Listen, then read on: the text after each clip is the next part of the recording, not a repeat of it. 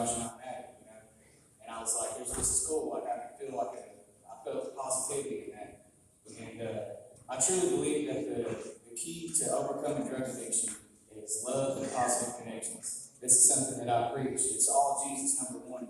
He's the one that holds the keys, but that key that he holds is love and positive connections. This is how we combat drug addiction. Some of you guys may have heard this experiment called Rat Park, where they took a rat, they put him in a cage, and they put a bottle of cocaine water, lead to it, and just regular water. Almost every single time that this rat by itself in this cage, it would go to the cocaine water. Every time it would OD itself, it would die. Like every single time. But later down the road, they put a group of rats in a cage, a rat park, if you will.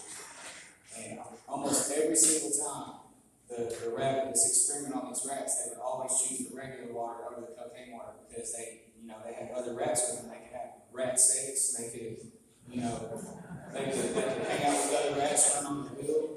Like they had fun stuff to do other than doing drugs. So, and this experiment, it's kind of what set the foundation for rehabs to start being built. But anyway, so my first attempt at rehab, I went to Georgetown Recovery Works. I ended up leaving the facility within a week of being there. I was there for a week, and I met a friend from my hometown, and he was like, "I'm leaving, dude," and I was like, "Take me with you, because I can't do this no more." I didn't want to stay clean, you know what I mean? So I went back home to Richmond to my mom's house and started doing what I always do. I started getting high again, like instantly, and running back with the same crowd of people, going right at the same place. And I spent some more time in addiction. I think this is when I discovered methamphetamines. I started throwing that in with the heroin and just doing whatever I get my hands on. Stuff was spinning out of control. I really realized that I started doing drugs to escape pain and escape reality. I didn't want to feel pain anymore. I didn't want to feel anything. I just wanted to have fun constantly. So I'm thinking, I'm gonna have some fun and do some drugs. I had no idea I was gonna become a drug addict. I had no idea. I was just trying to have some fun. But so life started going more out of control, and my family found another rehab for me called Isaiah House. Some of you guys have been there. It's a cross-centered recovery group, not far down the road, maybe 30, 40 minutes or so. Or maybe a little more. It's in Willisburg, Kentucky.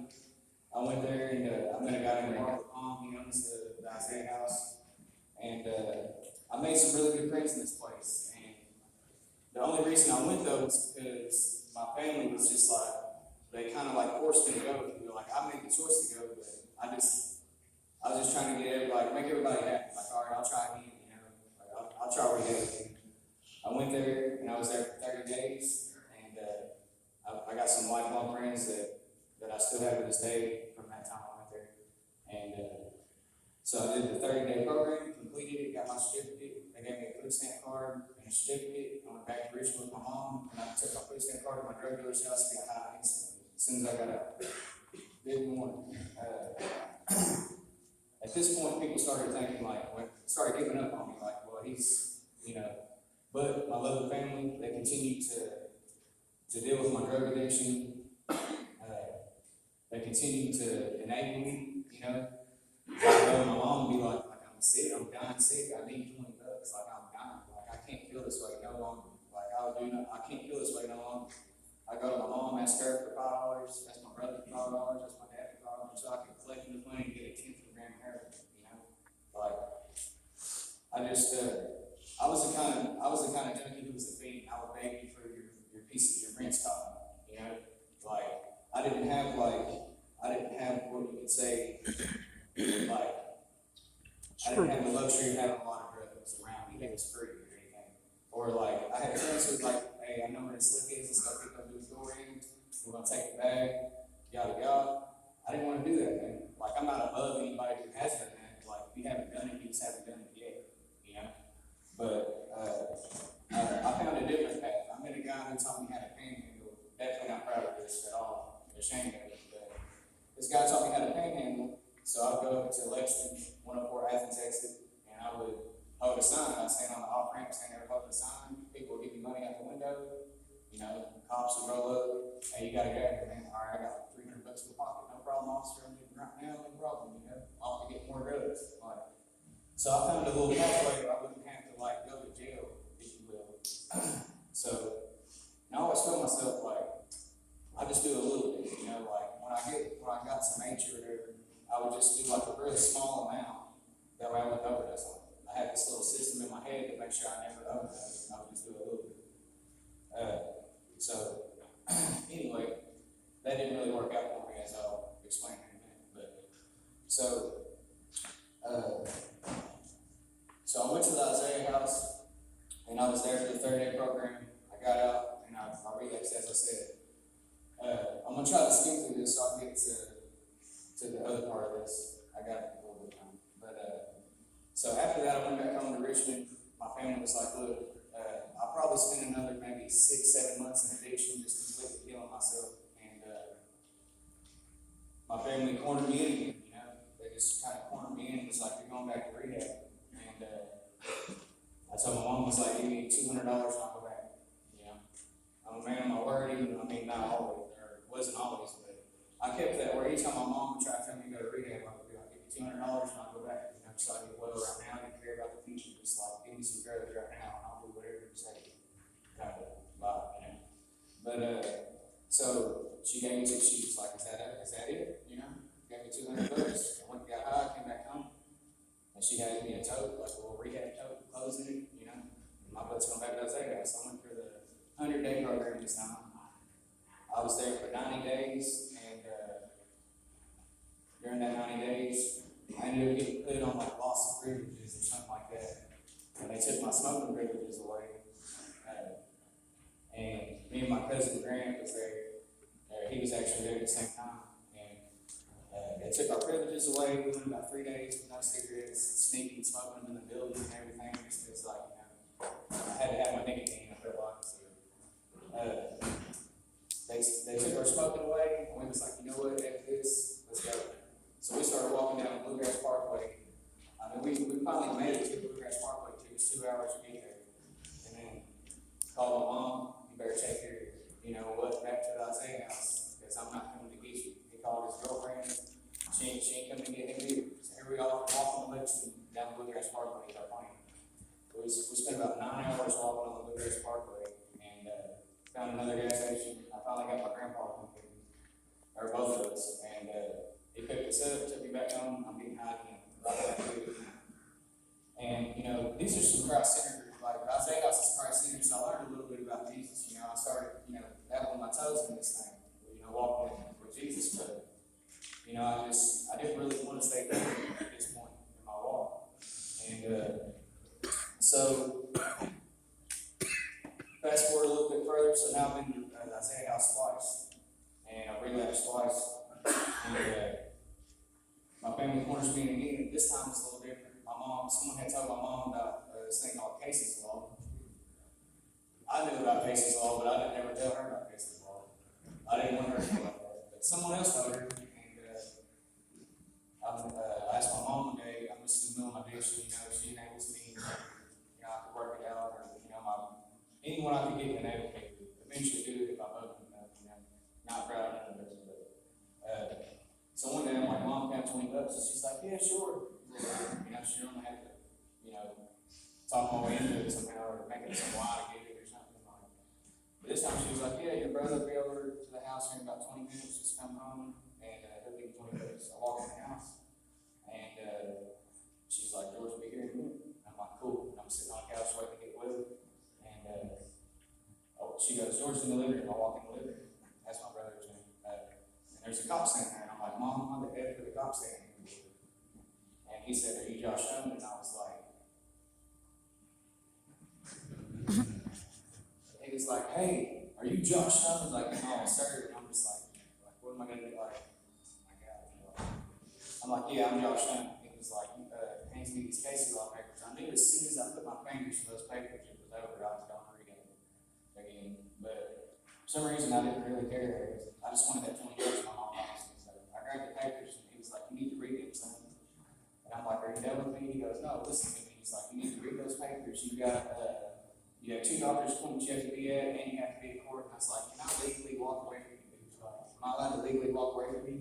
He said, "Yeah, you can have them together." I took Casey Law papers, threw them at the wall right in front of his face. mom and said, "Where's my 20 bucks?" Like, my life is just completely spiraling out of control. Like, I didn't care about nobody but myself and getting married peace. It's the only thing I cared about. Only thing. And so my mom gave me the 20 bucks, and I went to both of those doctor's appointments in the court case, and they deemed me to be a danger to myself or others. Cases all went through, so now I have to go to the warehouse for 365 days. I was court ordered. Pretty big order for somebody who doesn't want to get clean. So I was there for 1 week, and I got into an argument with the program director, and I told him, I said, this other fellow that was there, he had the ability to go out to where he could work at this factory called Wilbert's or something like that, and they could stop at the gas station and grab a dip. Well, you're not allowed to have dip at Isaiah. I said, all they took to put me out, and I got some dip, but this dude who goes out every day, and they caught me with it, and program director was like, "You're gonna tell me you gave me that dip?" And I was like, "I'm not gonna tell you you gave it to me. I'm sorry, but I'm just not gonna tell you." And he was like, "Because I promised the dude I wouldn't tell him." He's like, "I'll give this to you, but just don't tell no one I gave it to you." And he was like, "No, you're gonna have to tell me who gave it to you." And I was like, "That's probably what I would do, cuss it, fine, in a Christ-based courage. That's probably how I would handle the situation. That made me pretty mad." And he just kept on yelling in my face, like drops of spit in my face and everything. Like, he was yelling in my face, like, "Tell me what you do, blah, blah, blah." And I was like, "All right, dude." I was like, "Here's me not telling you everything you watch." And he was really mad at this point. He was like, he said, "Why don't you just go stick a needle in your arm and kill yourself?" So I took the dip off of his table, put it in my pocket, walking back to Richmond again from Isaiah. It's court order this time.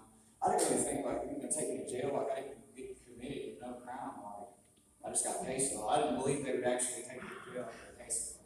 I didn't believe it. So I go home. This counselor that worked actually picked me up and drove me all the way to my drug dealer's house. I told her it was my brother's house, but she ended up beating her little horn as I'm walking. She gave me a ride to Richmond, straight back to getting high. After this, I was out on the streets tweaking and geeking for probably I don't know, 7 days. I didn't go back to my mom's. I was afraid to go to jail. I really didn't think they'd take me anywhere. So I finally went to my mom's house to get a drink of water because I hadn't had a drink of water in a week or nothing to eat. So I'm making a hamburger on the stove, drinking some water, starting to bed. And Holy showed up. I hid under my mom's bed for some reason. Like they're not going to look under my mom's bed. There's no way they're not going to. I had one shot of dope left. I'm doing it under the bed, and I hear the police come in, like, "Joe Stone, come out right now." I'm like, I'm trying to get my last one in. And then I see my uncle, he drops into the bed, and he gets up and he walks away, and then immediately after that, 3 cops surround the bed. I can see the feet. And they're like, "I'm not familiar with that bed right now." And I'm still like, "I'm not here." Maybe they don't know I'm here. They're just trying to scare me out of my hiding spot, probably. And they say, "Come out from under that bed right now, or we will tase you." So I'm like, "All right, listen, I'm coming out right now. I'm not going to try to resist any kind of arrest or anything. Like, just don't tase me. I'm coming out." I start crawling my way out. They jumped on me, and they're like, "Stop resisting." I'm like, "I'm not resisting. I'm just hanging out with my people." They're like, "Yes, you are." I'm like, "Okay, I guess maybe I am resisting. I didn't think I was." So, they sat me down in my mom's kitchen and they explained to me there's a warrant for my arrest. I went to jail for the first time in my life. So I get to jail. Like I said, I was kind of spoiled growing up. You know what I mean? Like, I ain't never been in jail before. Like, I go to jail and I'm like, "Dude, I'm thirsty." And they're like, "Water's right there." I'm like, "What are you talking about? That's the toilet." I'm not going to drink out of the toilet. They're like, "No, there's water on the back of it." And I'm like, "Nah, dude, this ain't going to work. This isn't going to work. I'm not drinking that water." Like, just to paint a picture of how far I am from some thug, nasty thug, it's not me. It never was.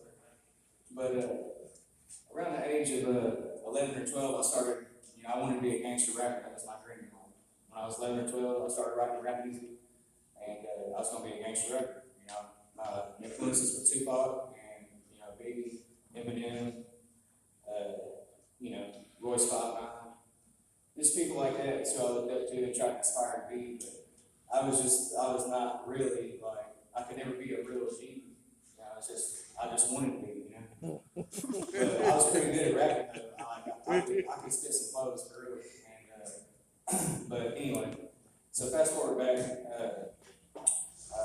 they arrested me, and my mom found me another treatment facility called the Revive Life House in Mansfield. I went to the Revive Life House. This time I court ordered there for 365 days, and I got to try to be quick with my story. I haven't had time to do everything I want to do.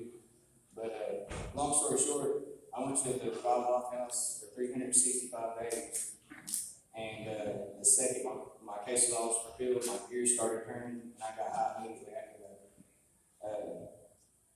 So, I mean, during that time, these godly men are like pouring into me, man. Teach me about God, teach me about Jesus. I started getting a little Bible knowledge on my belt. I started thinking, you know what? Maybe I can stay clean, I didn't want to come here, but, now that I'm here, I could do this thing. And I could have if I really stuck with it. But as soon as that order got lifted, I was like, I could get high now, and I won't go to jail. And then, the devil started reaping in my head, the Bible says in John 10:10, the enemy comes to steal, kill, and destroy, but I come that they may have life and have it in full abundance. So the enemy came straight in to steal, kill, and destroy all of this good knowledge that I had learned about him. So I went straight back to Richmond, started getting high for 365 days of treatment.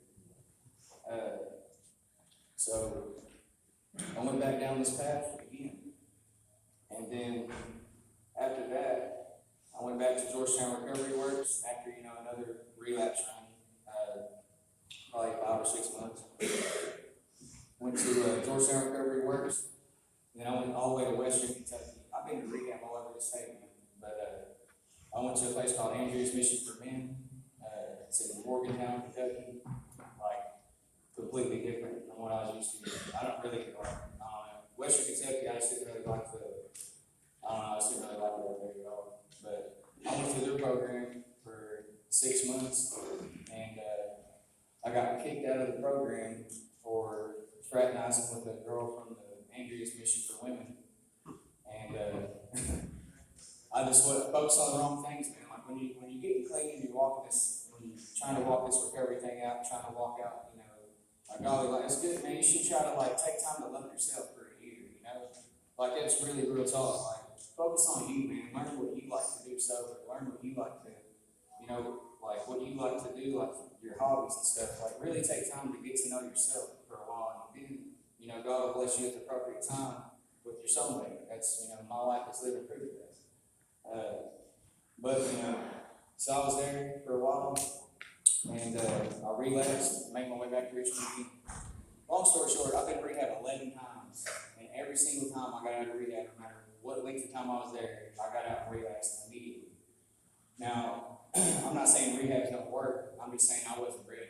If you want this thing, anything will work, no matter what program you're in, no matter if you're on the streets at your buddy's house, This thing will work for you if you want this thing. Yeah. Especially if you're trying to seek ye first the kingdom of heaven, because all these things will be added unto you if you seek God first in your life. So basically, I'm at my lowest point, my rock bottom, if you will. I don't really know if I believe in rock bottom, because I got to rock bottom and kept on digging. It's whenever you put that shovel down. It's when you just gotta stop digging and start climbing. You know what I mean? But so I'm sitting at my mom's house doing no shot, and I get a call from a friend I hadn't talked to in a while. I met him at the Isaiah house when I was there. His name's Matt Kidd. Other than my wife, he's my best friend in the world. He gives me a phone call and he says, "Man, I don't know what you're doing or where you're at, but God just spoke to me audibly." That's different. Yeah. You know what I mean? Most people hear that small, still voice, Jesus nudging you or giving you a sign like a cross on the back of someone's car, like a love reminder. But he was claiming that God spoke to him audibly. And I'm like, what did he say? You have my attention. What did he say to you? He said, God spoke to me and said, "Go get Josh Herman." He's like, "I want to move you in with me and my family, my wife, my kids. I want to move you in with me, and we'll take you to church, get you away from Richmond, help you get your life together, get you back on track, man." He's like, and I'm telling you, I was like, who would do something like that? Like, who's gonna move in a full-blown junkie into their house with their family? You know what I mean? Like, what kind of brotherly love is that? You know what I mean? Like, that is so. I would stop me in my tracks. I literally like put my spoon to the side. I was like, hang on a second. Like, somebody actually cares about me. You know what I mean? And it's God. Like, God is wrestling me out of my addiction. He wants to pluck me out of my addiction. You know what I mean? And I was like, I got one question. What if I fail? What if you move me out to your house in Prestonsburg, Florida County, and I go find me some dope, and here I am at your house getting high? Like, what are we gonna do then? He's like, man, at least we'll know what to do. You won't be enriched no more, and we'll figure it out. We'll make it work. And I was like, come get me, man. And he came and got me, and I've been clean ever since.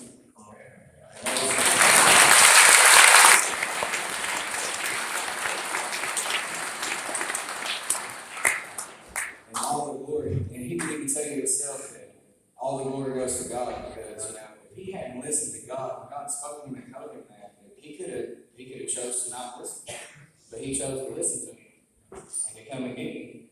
And I moved out there, and this was February 9th, 2019, or February 8th. I got there. I was still high that day, but on the 9th was my clean day, and I started going to church again, and this time I was like, God, if you're, like, I started praying stuff like, God, if you're real, show me you're real, because I don't know. You know, just being real with God, like, show me that you're real. And man, did he ever show me that he was real. I was there for, I was there maybe 3 months, and I'm still clean, but I wasn't really changing, you know what I mean? And Matt could see that. And I was leaving stuff laying around the house, man. Like, I look back on this time, and I'm like, I can't believe I acted this way. But like, I was just early in the walk, and I left the salsa bowl laying on the kitchen table for 3 days, and I never noticed or even thought about it again. Like, I'm so used to my mom picking my stuff up from me, you know what I mean, school, you know. And it can, like, in your life, you need tough friends. You need friends that are going to be tough and tell you what the crap's going on, you know. Be real with you, be like, dude, you need to change what you're doing. Like, you need friends like that. Like, you need friends like me too. Who'll be like, man, it's gonna be alright. You know, we'll figure this thing out. You know, kind of sensitive, I guess you could say. But you need tough friends. And Matt was a tough friend, and he slammed his kitchen cabinet and was just like, he basically, in other words, he started yelling and stuff. He lost temper a little bit. But what happened here is God used him to take my selfishness and put it right in my face. Like, look at how selfish you are. You know what I mean? When I looked at it, I couldn't stand it no more. I went on a madman mission to not be selfish anymore. I will never be a selfish person again. And, you know, I fall short sometimes.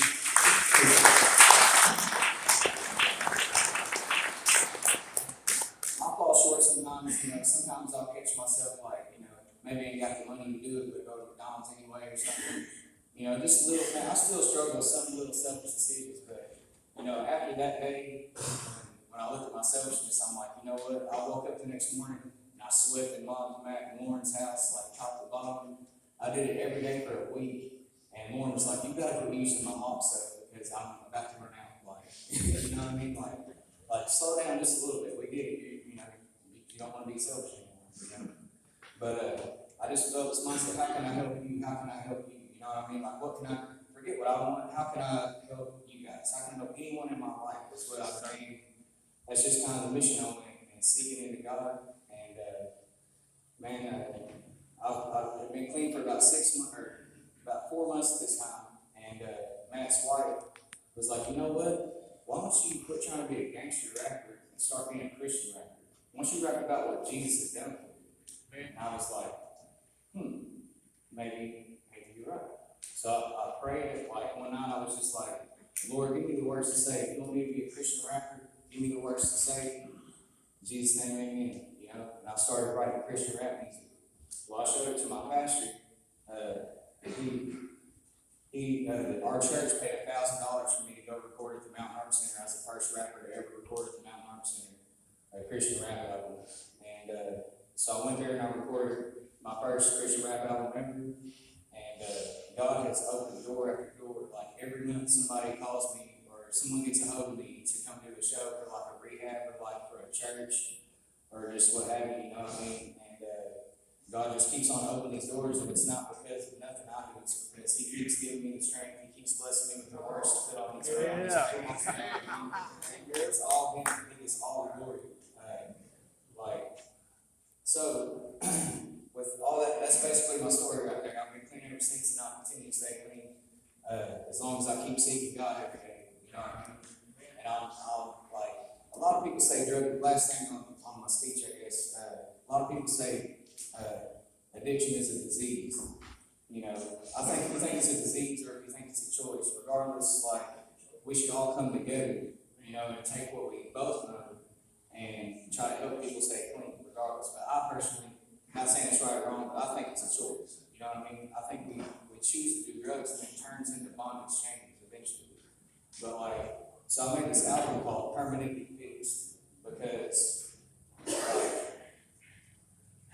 God has took addiction out of me to the point to where like I was at work 3 months clean and someone pulled out a chicken bone and was like, "Hey, you want to hit this, man?" And I was like, "No, I don't." I was surprised, like I don't want to do that. I ran home to man. I was like, "Oh, I turned out drugs today." He's like, "What'd you turn out? Lord average?" I'm like, "No, I turned out methamphetamines." You know?